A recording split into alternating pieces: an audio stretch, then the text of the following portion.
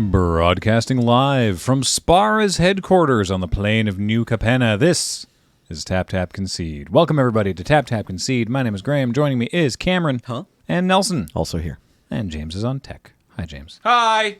Thank you. Today, lots of little pieces of news. There's a new format coming to Arena. There's more information on Premier Play and how to get there from Digital Magic. And the prices are going up. So lots to talk about. Before we do that, of course, you can head on over to one of our sponsors, Card Kingdom. Please check out cardkingdom.com/LRR if you want to buy yourself some Magic packs or singles. They'll ship you stuff anywhere in the world, and they'll do it real fast. Asterisk, though maybe not us specifically in Canada, but that's Canada Post's fault. No, their shipping is very fast. Their customer service is wonderful, and we continue working with them because they're great. So check that out. Ask for a little button. They'll give you a 1-inch button, and it says Math is for Blockers. I think we're still on Math is for Blockers. We ordered a lot. Yeah. So just to make sure.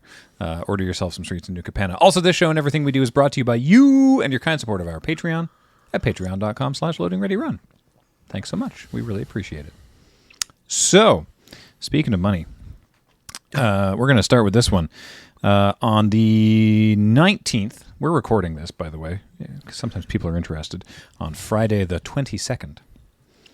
And on April 19th, so just a few days ago, Wizards posted Magic the Gathering pricing update. And you know it's not going to be, we're making it cheaper. And they say, over the past year, cost of goods, transportation, and manufacturing have increased significantly and steadily for just about everyone across nearly every industry, which isn't incorrect. For Wizards of the Coast, this means we've seen a large spike in the overall costs to produce Magic the Gathering. As such, we will be increasing prices by around 11%, allowing for regional variation on select products in our lineup starting in September. We've worked hard to keep draft boosters and later set and collector boosters at relatively consistent prices across our premier sets, the 4 major releases, etc., etc. Okay, so we've kept the scope of the price increase as narrow as possible, and will only be adjusting prices on the following Premier Set, Unfinity, and Jumpstart products: Draft boosters, set boosters, collector boosters, bundles, and Jumpstart boosters. So not Commander decks, because those already have a price increase coming into effect with Streets of New Capenna, so they won't be increasing it further. So a couple thoughts right off the bat. First is that 11% is a lot. And this did come out at the same day as some revenue announcements talking about how, despite, as they say, that their goods, transport, manufacturing costs, and everything has increased significantly, that they just had their most profitable year ever. Yeah. The shareholder class is not the ally of the consumer. Certainly not. Yeah, it's I understand a price increase. Like I come from playing Warhammer. Ooh, right. And Games Workshop every year will just, pick you up by the ankles and shake you for your pennies. Yep. Right? Like they just do like, here's our yearly price increase on these kits. Mm-hmm. Right? Now a box of Space Marines is going to cost you $199.95. And we're all just like, yeah, okay, all right. Games Workshop, we'll do that. Yep. I don't like paying more for things. Does this mean that our foils won't curl anymore because the paper will be higher quality? Don't think so. What bugs me, and Nelson, you'll probably be able to speak to this because you were working at a LGS at the time, is some defenders of this, and I don't think it necessarily needs defending, or like you can discuss it without being like, hold on, let me stand up for Wizards here. Mm-hmm. Right? You can be on either side of this, and that's fine. But talking about how there hasn't actually been a price increase on these products in like X number of years. Mm-hmm. Someone was like, well, the last time they actually increased the price on draft boosters was, it was, I can't remember what someone was saying, but it was, like many years ago. But that's not the case, because when they took MSRP away, that was that ended up being a price increase, just not one that Wizards announced, right? Right. The idea with taking MSRP away, part of it was to like allow the LGS to have, higher prices on goods they paid less for. Like the classic example were the before Secret Layers, from the vaults. There's a small allocation. They were pretty cheap. And if you just wanted to let your players have those cards for a great deal, you would pass them on at normal Keystone or whatever. But lots of stores increased the price of those from the vaults by like 70, 100%, something like that. Or yeah, more, right? I always heard those described as like a gift to the LGS from Wizards. Yeah, that was sort of kind of the deal, but it looks bad if there's an MSRP on it, right? Then the customer can go like, why are you charging $150 for this when it says $49.99 and like it just came out yesterday? So yeah, the MSRP veil being removed, I think ended up with, I'm not sure if the draft boosters went up, but a bunch of the like, it seemed like the intro decks and like anytime there was a box set or whatever, like 4 decks for game night or whatever, that products like that seem to be, those prices seem to go up. I wasn't always doing all the orderings for Yellow Jacket, so I don't know the detailed breakdown of that. It just seems like there have been stealth price increases during this time period. Well, the other one that you probably remember, which was like during the Trump administration, there was the like tax, tax tariff war back and forth in Canada. So we were hit with that like somewhat recently too. That's true. And that one actually, like a lot of the Canadian stores did like take the price of packs back down a little bit. So it was kind of just something we felt on our end. But yeah, it's a lot. 11% is a lot, and like.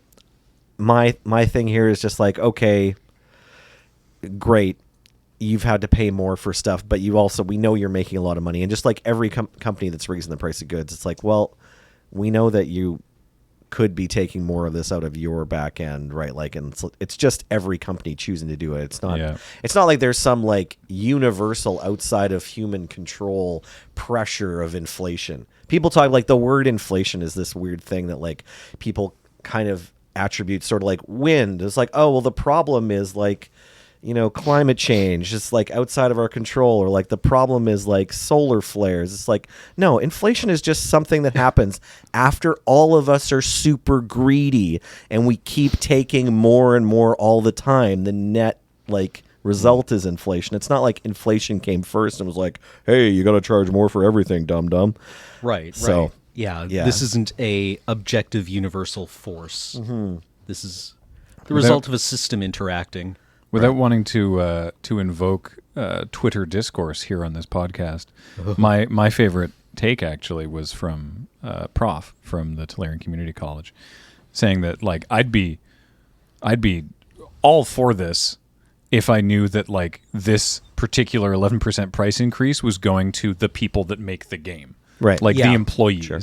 But it's not, because like, year after year, we've heard stories and seen from people leaving the company that like Wizards doesn't pay as well as they should. And like, I want like record revenue and record profits, I want to see that go to the people that work their butts off to make this game that we love, not like Hasbro's keeping the rest of Hasbro afloat. Yeah. It no, that's 100% accurate, right? Like, I want this game to be healthy and happy and well supported, and I don't mind paying extra for that if it results in a better product and better compensated game designers, and that's kind of the nature of things. But when it's just going to shareholders or to prop up the rest of Hasbro, that doesn't feel good. Yeah. I don't 11%. Like that. Yeah. Like, man, drafts. The real question is, how is this going to affect the cost of gems? I don't think that this will have any... They didn't mention digital, and I don't think this affects digital at all. I think not mentioning digital is pretty key to like, holding on to what sympathy they've got, right? Because Arena's obviously done pretty well for itself, and I don't think the cost of moving, money off of your credit card into their account has been deeply affected by the worldwide shipping crisis or the pandemic. No, you can't get a bunch of gems stuck on the Ever Given as it's rammed in the Suez. Yeah, exactly. Now I feel bad about being happy about the Ever Given now that it's affected the cost of my Magic cards in some nebulous way. Yeah. Me sowing, me reaping. Remember when Boat was stuck? That was great. Well, there's a boat stuck in Vancouver right now. Yeah. Although you can go around it. So Aw. it's like when the other Ever boat got stuck, but it was just like stuck on a It sandbar. just ran aground, yeah. Yeah. And it was just like, no, this is the Diet Pepsi. This is of the second Ever Given. barge that's run aground in Vancouver in like 6 months. Yeah. Well, there's Dude Chilling Barge. Right. That's going Barge to need Chilling Beach. Barge Chilling Beach. Is it still there? Yeah, they're going to need to cut it apart with acetylene torches. It's there forever. That's amazing. It's not coming off. It is That is chilling. that barge is profoundly stuck. It's just like dudes standing around it with a double going, yeah, That ain't going nowhere. Yep. yeah, there's your problem. It's there now. I There's see your what's problem wrong. right there. Right? Yeah. Yeah. Well, shocking no one. We don't like the idea of paying more money for stuff that we like, but we're probably going to do it anyway. Yeah. Strong takes. The amount of money we pay per year is probably going to stay the same, but the number of Magic cards we get in return is going to go down by about whatever the inverse is of 11%. Yeah, Yeah. that's probably more accurate. Yeah. Yeah. Boo-hoo. So let's move on to talking about, as you said, digital Magic. So they had teased this before, and they have finally announced the introduction of a new format to Arena, and it is even more explicitly Pioneer Light than I'd thought that they would make it, but it really is. It's called Explorer, and it is, I'll just read it here from the article, it is a constructed, non-rotating, true to tabletop format using all the Pioneer legal cards available on Arena. It's going to have constructed queues and events, the same ones that are available for Standard, and it's going to start with the same ban list as Pioneer, but they may need to manage it separately because not everything from Pioneer is on Arena, so there might be some stuff that's sort of warping. And it is available now. Is available for deck building with the game update available today on April 21st. So there you go. And the ban list thing, they say, we plan to adhere to the Pioneer ban list. There may be a time when card becomes problematic in Explorer because of the current differences in card pools. If that happens, we will not rebalance or suspend the card. We're just going to ban it because this is a true to tabletop format, and you can't do rebalancing. In tabletop, they're like, rebalancing is what we do for the digital formats. This is a tabletop format, so if we have to, it's like if a card is a problem in Explorer, it just gets banned. So there you go. So yeah, Explorer. What do you think? Explorer. Yeah, I'm for it. I was kind of like, I saw the announcement being teased, and I was like, Gladiator for Cameron? Ooh. That would have been so amazing. Yeah. Yeah. Channel Fireball tweeted Gladiator too, and I was just like, Did they? Oh. yeah, they were like, Gladiator, give us Gladiator. And I was just like, oh my God, if we had a Gladiator queue. Yeah, exactly. Right. Could think you I- imagine? I think I'd uninstall like 6 other video games Yeah. Yeah. on my computer, right? Just be like, okay, here we go. Oh, it would be so good. It would be. I'm going to start paying for cosmetics. Yep. Yeah. Oh, yeah. Butts in the seats. And then, Explorer. And I was like, yeah, no, I guess. This is fine. Right? Like, a lot of people like Pioneer. I feel like I feel like it never really got a chance to shine. Yeah. Because the Pandini. I think it's been doing well, like as things have been. It's opening coming up. back though. Premier Play. Even before they were announcing that, like that it was going to be the important Path to the Pro Tour format, I think it was like starting to bounce back. Okay. As stores are opening up and stuff. Yeah, like I haven't really paid that much attention to the non-rotating formats, but I mainly remember it as the one that was like causing problems with the Eldrazi Who's a What that needed to be banned. The one with great art with the square clouds. Inverter of Truth. Inverter of Truth. With Thoracle. Yeah, Thassa's Oracle. And I was Yeah. like, oh, those are cool cards. Oh, is that just because you make your whole deck go away and then win with Oracle? yeah. Oh, Oh, you just went right away with Thoracle. after you Fun. Make your deck go away. Yeah. It's it's kind of the same mode as Tainted Pact.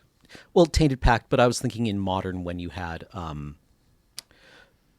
Kiki Jiki or Splinter Twin, right? It's Yeah, just a like little the bit. turn 4 instant will win Right. kind of clock on Yeah. the format, which nobody likes until it's gone.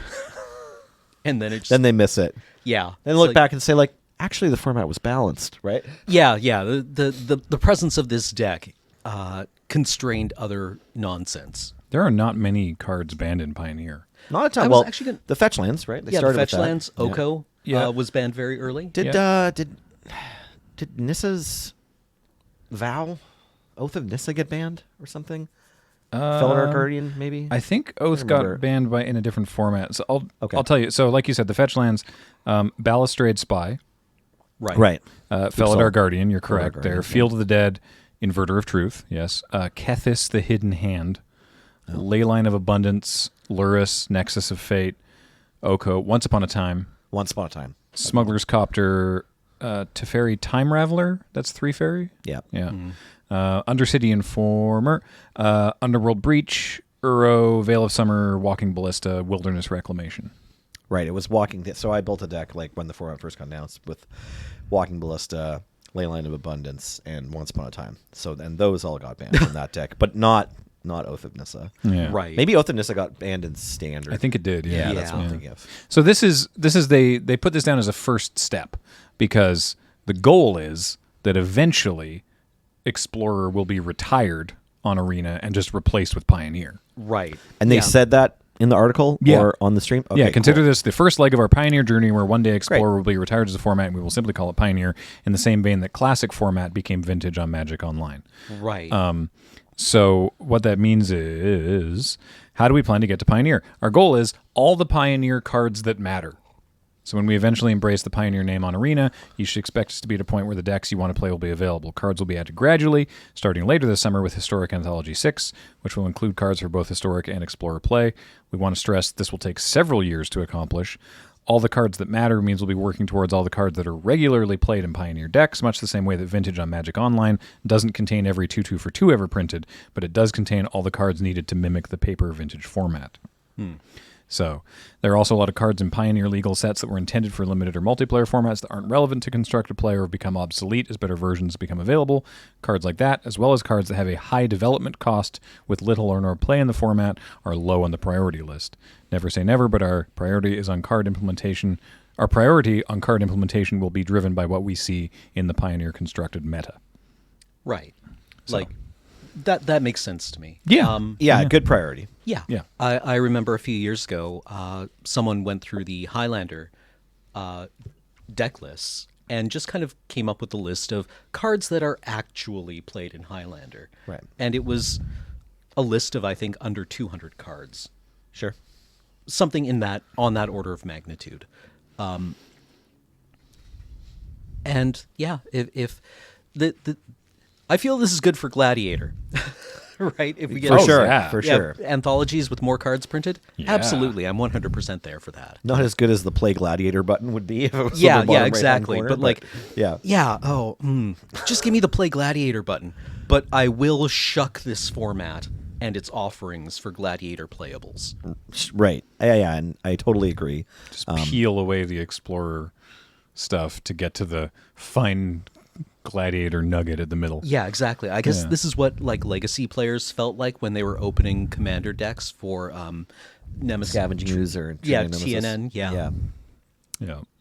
Well, I'm glad to hear that they've announced that because it seemed like up until this announcement, but after they had first spoiled that like Pioneer Masters was going to be on the docket for this year or whatever 2 years ago, Yeah. it felt like we were kind of watching like an internal struggle at Wizards for like what's coming out next, what's the future of non-rotating play on Arena, and like will it or won't it be Pioneer? Like we know that they've given us like loose timelines in the future, so we don't know if they're like just haven't released the next installment towards Pioneer yet, or if it's not going to come, right? Like, so there's a lot of that up in the air. So hopefully this announcement we look back on in 12 months and we're like, yeah, and they've been doing that. Yeah. Because lately it kind of feels like every announcement is just like taking people's temperatures, right? Yeah. Because yeah. I mean, I appreciate that like WotC wants to do more or less what the people paying the extra 11% are want, right? So in one way that's good, but in another way it's nice to know what's coming because you can rely on the announcements, right? So yeah, if they eventually get Pioneer on Arena, that's sick.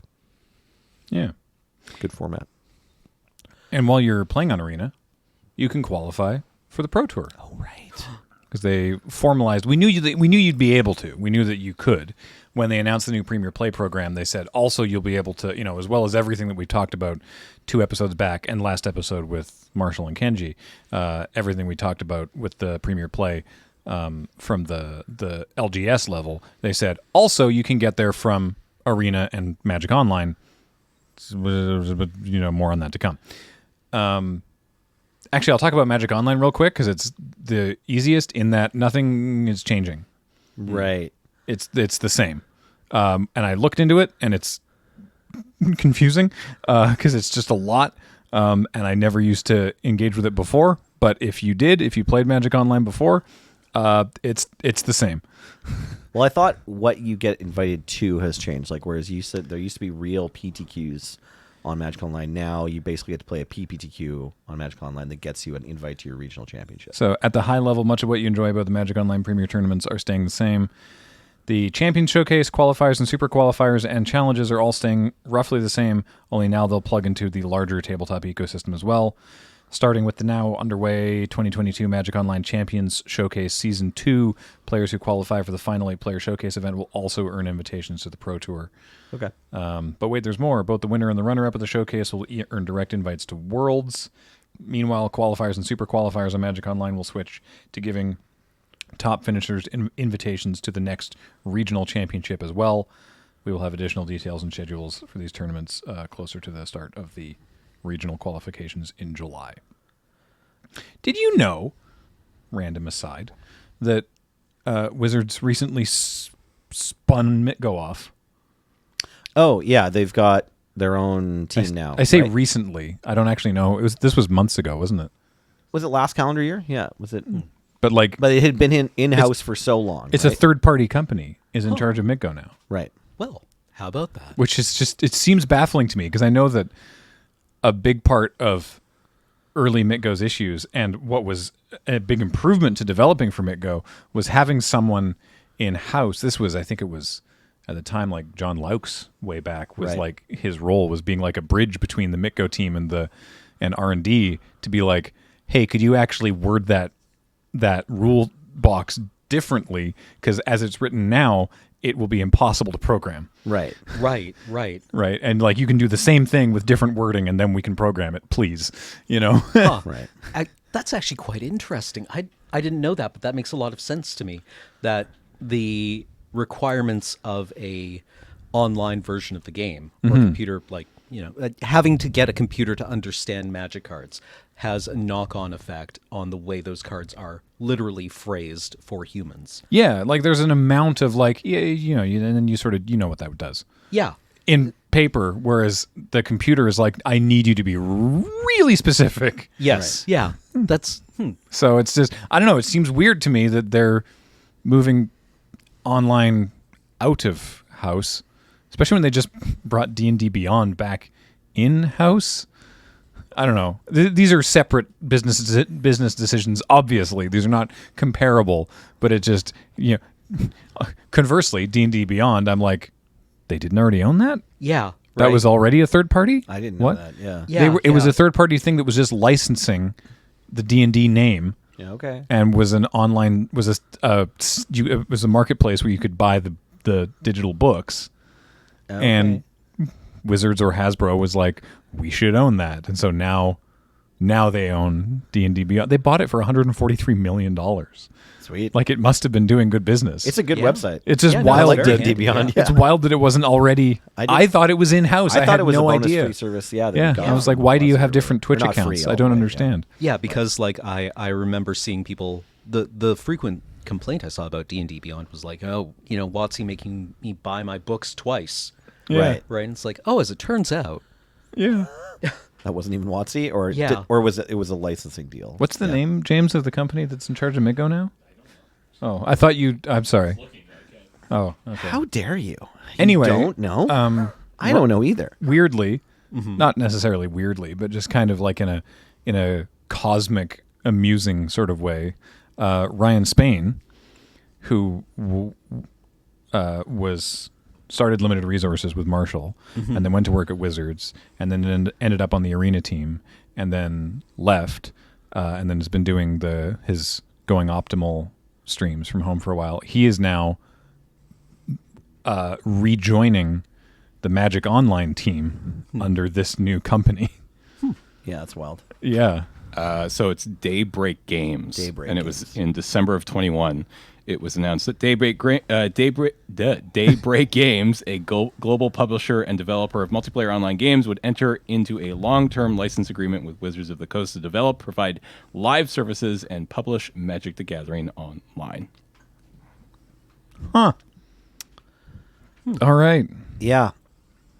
Oh, they're handling EverQuest at the moment. wow. Okay, well that's like a good sign, maybe then. If they're, EverQuest, like, EverQuest 2, DC Universe Online, PlanetSide 2, and H1Z1, Huh. and then Magic Online. Well, good for Weird. them. Yeah.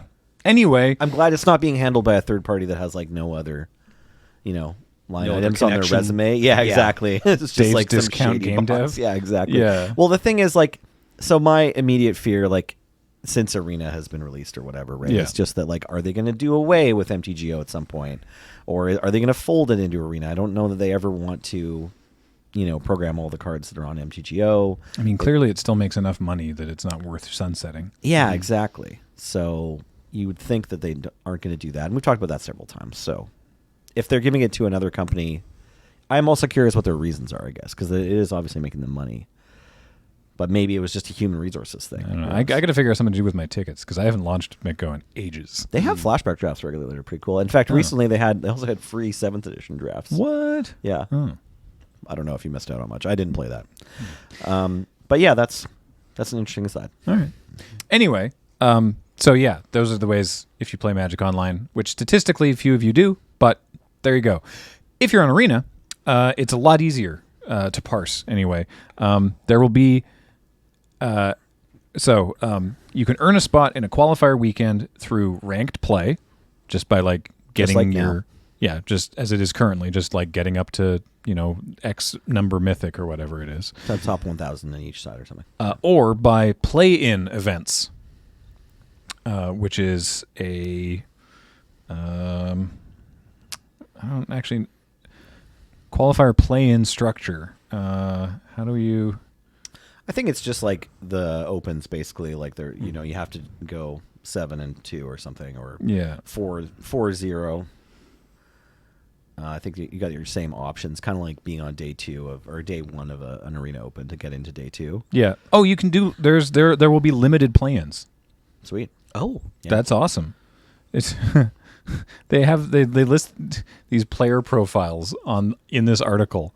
So Garrick the Grinder. Garrick spends most of his MTG Arena time playing traditional alchemy events to build his collection. He earns maximum win rewards frequently, sometimes multiple times in a weekend. He's collected enough play-in points to enter the qualifier play-in, but this month's format is limited. He decides to save his points for next month when the format will be alchemy. He expects to have enough points to enter multiple times and make sure he gets his chance at the qualifier weekend. These seem like internal marketing things that maybe we shouldn't be reading, but they're in the article. Or player profile, one-time Oko. Oko doesn't play that much Arena, as his favorite format is Commander, in person with friends, but he also enjoys drafting, so he knows the latest set well. He logs in on Friday to play the limited format qualifier play-in, and he reaches maximum wins. He then wins out on both day 1 and 2 of the qualifier weekend, earning a seat at the next Arena Championship for his weekend's play. So yeah, there's play-in events that can be... Oh, there's more. Whatley the Hopeful. I'm not going to read this whole thing. So you can get there by ranked, or you can win a play-in event, which it sounds like they can be different formats, and you can buy in multiple times. And if you get in there, then you can play at the qualifier weekend.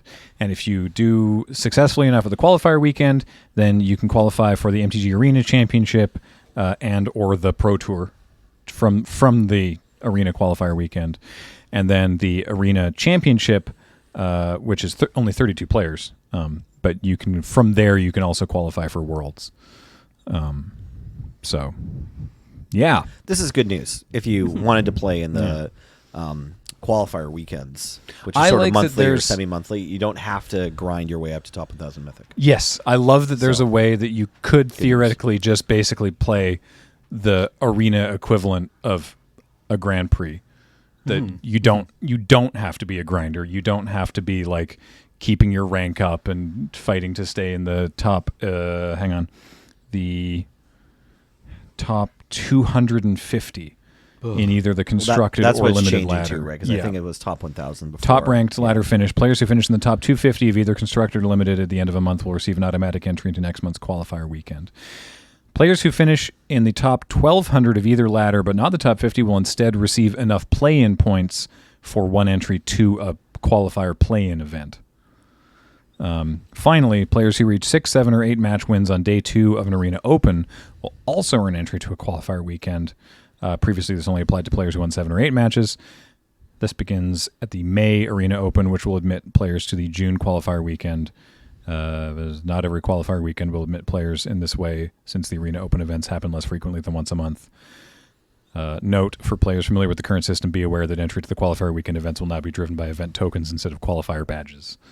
Okay.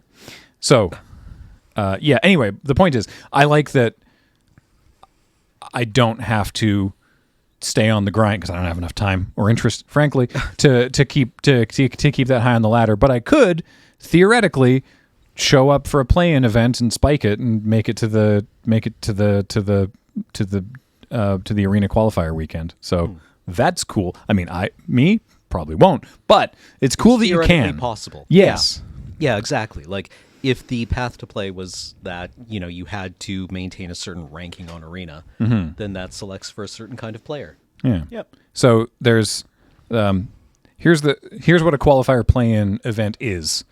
A single day best of one qualifier play-in takes place 1 week before the qualifier weekend. Players need to reach 6 wins before taking 2 losses to advance. There's also a single day best of 3 qualifier play-in taking place 1 day before qualifier weekend. Players will need to reach 4 wins before taking 1 loss to advance. Players can enter a qualifier play-in with 20,000 gold or 4,000 gems, or by collecting 20 play-in points from regular events on Arena.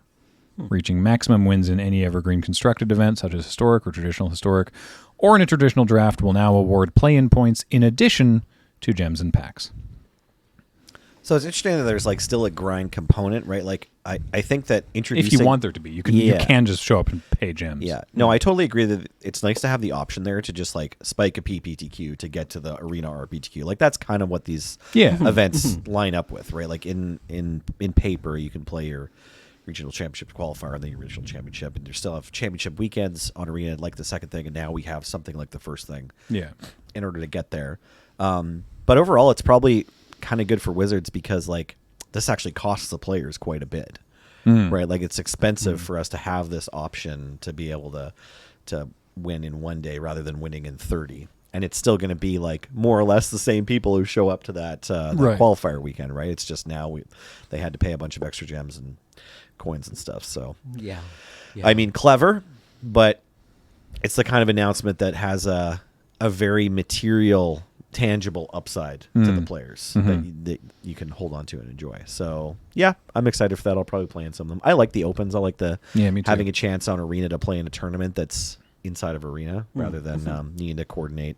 I don't know how he website. did on day 2, but I love that Kenji qualified for day 2 of the last Arena Open during the PPR. Yes. Yeah. Like in between rounds, he was just in the other room on his laptop playing games of, it was what, historic? Yeah, it was historic. Yeah. That was really funny to me. Yeah, no, it's pretty sweet. I was hoping to do the same thing, but like, I had a really busy day that day, so I couldn't play before I got here. And then I was like, the judge has to like play every round, right? So I didn't manage to get my phone out. I did go home and like late at night jump in one, and I found a really fast deck online, so that was nice. But I went 6-3, and I didn't have time to go twice. Yeah, I went 6-1-0-2 on the Arena qualifier. So I hope Kenji made some money. Yeah, it was his third attempt. Right. He will not want me to tell you. Yeah, fair. Yeah. The call-outs. I don't think there was much else. There's been a bunch of new Capenna Commander spoilers, which are looking pretty fun, but maybe we can get into that next week. Actually, real quick, how was the PPR? Yeah. Good. We didn't actually talk about that. I was surprised that it felt a lot like Cons of Tarkir in that both players start at 22 life with 2 tap lands on the field, and then you start playing the game of Magic the Gathering. Yeah. It is... Is there one of those tap lands in every pack? Is there a gain life tap land? No, but Or they're just in common. They commons? show up a Yeah. lot. Okay, yeah, they're just in They're- the common slots. Cool. So I'm anticipating like a lot of greedy decks in limited formats. Oh, yeah. And I think maybe I'll just try to force Boros in all of them and slide underneath, right? If all your opponents are on like 6-color Dirtle Knot, Yeah. right, and are just like flopping haymakers on turn 12, then maybe the 1/1s for 1 with upside get in there.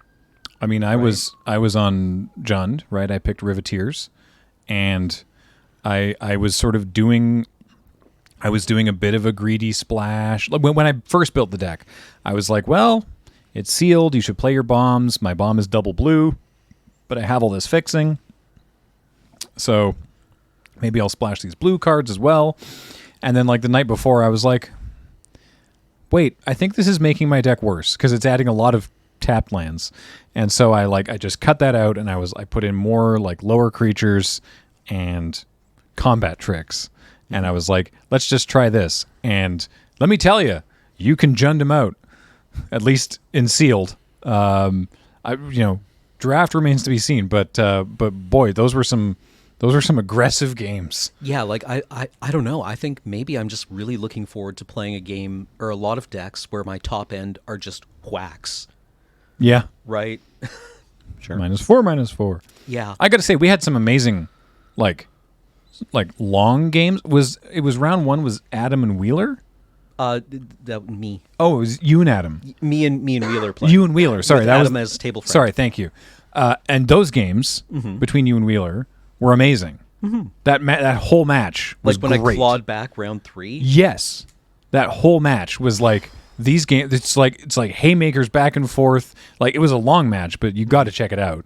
The replay is up on this YouTube channel already. If you're watching on the YouTube. Yeah, the Naya board sweeper took me by surprise. Oh, is that the one that it's like 3 damage to everything. Yeah. Well, there's a 3 damage to every non-token creature. Yeah. And then there's a different one in the Maestro's colors that is 1 creature becomes a 1/1, 1 creature becomes a 4/4, and then 3 damage to everything. Right. There's right. So you so many sweepers. Yeah, that's fascinating, actually. So guaranteed kill one thing. Yeah. Guaranteed one thing survives, and then...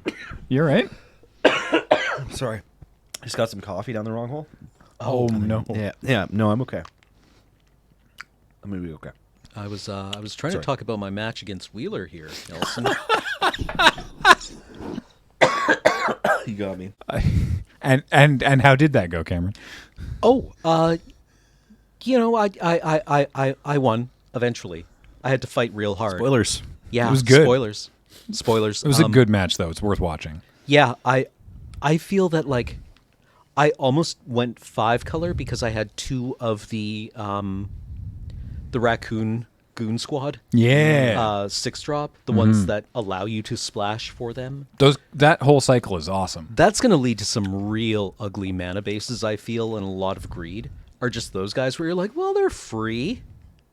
They're basically colorless. But if you're already Right. if you're in a different shard that shares 2 colors with that, Yeah. it already turns like a random basic into a dual land. Yep. Yeah. Right. I'm going to sleeve up so many of those and then just get kind of caught flat-footed because it's They're allowed- slow. Yeah, they're slow. Right. Right. Like I've got 12 of these. My mana is perfect, and Yeah. I cast spells starting at Yeah. turn 9. Yeah. Exactly. I'm activating abilities all the time. Right. I mean, I'm just turning lands into dual lands. Well, 2 ones are punching me in the throat. Yeah. I'm just getting like my kidneys worked over by 2 drops. But man, when the Raccoon Brothers get here, Oh, then you're in trouble. 5/5 Vigilance Menace. yeah. What are they actually called? They're called masked bandits. Ah, yes. Right. The joke is raccoons, you see. Yes. But yeah, that whole cycle is pretty cool. Because Yeah. as you say, if you're just say you're in Cabaret, they splash the black for themselves Yeah. for free. Yeah. And even help you cast your other red, green, white spells. By the time you're up to 6 mana, you probably have the 3 colors you need anyway. Yeah. And there's a lot of treasure in this format too, so that's cool. Yeah, the abundance of treasures. Oh, from the state of play arena update. This is a public service announcement. Watch your auto tapper. You should be watching it anyway. I still use auto tapper, but I always check its work before I use it. If there is a benefit to casting a spell with treasure or activating an ability with treasure, Arena will default to using treasure. Right. So, like, for example, Jetmir's Fixer is a 2/2 for red-green, and for red-green, you can pump it +1/+1 till end of turn. But if you use treasure to pay part of that cost, it gets a +1/+1 counter. So if you don't want Arena to use your treasure, you have to manually tap your red and green to keep your treasure around. Because if it is beneficial to use treasure, Arena will default to trying to do so, which you may not want. But now you know. The auto tapper taketh and the auto tapper giveth your game away. The auto tapper taketh and the auto tapper taketh. The auto tapper doth giveth a good excuse. Though. It thirdeth. And if you want to see us struggle with the auto tapper, then at time of broadcast, because this episode's going up on Monday, and it will be as of airing tomorrow. Is that right, James? Or is it the following week? The early preview thing? Yeah. Yeah, that's happening. So the day after this goes live. Yeah. So they brought back the Arena Early Access Day. Early access is back. Yeah, which is It's a exciting. weird time to bring it back, middle of the year. Yeah. Well, I think they heard a lot of feedback that people really liked it. So It was fun. Yeah. So we're going to be doing all day, basically. Almost all day. So we're going to go from 8 a.m. Tuesday morning till probably about 4:30 Tuesday afternoon. So it's going to That's a big day. be at least about 8 hours. It's going to be me in the morning, and then you come in the afternoon and take over. Yeah. Ben and Adam are really keen on keeping Let's Nope this week. I think Ben really wants to beat the boss he's been stuck on, so he's like, I would like to do yeah. that, and I'm like, that's cool. So we're gonna give them Let's Nope, but it does mean Mine O'Clock not happening next week, and Talking Sim is going to be happening on Wednesday now. So Cool. but we still get like 8.5 hours of Magic in. So Nice. be sure to tune into that. We're going to be playing so much new Capenna, so tune in for that as of time of airing tomorrow. And if you miss it, well, then we'll have a VOD up on this YouTube channel for you to enjoy. So, yeah, that's it. I think that's I think that's all we need to talk about for now. So I'm just gonna not segue at all into reminding you that you should go to Card Kingdom and buy your cards there. For a variety of reasons, not the least of which is that they sponsor the show. So go to cardkingdom.com/LRR and let them know that we sent you, and ask for a button, and be polite, please. Don't make us look bad. Yeah. And of course, this show and everything that we do, we do enough of that on our own. Yeah, don't make us tap the sign. Yeah. Everything we do is brought to you by you and your kind support of our Patreon at patreon.com/loadingreadyrun. Until next time, I've been Graham, joined by Cameron, Nelson. Also here. James has been running tech. Bye. Heather gets these online. Thank you all so much for watching, and we'll talk to you next time. Bye-bye. Bye.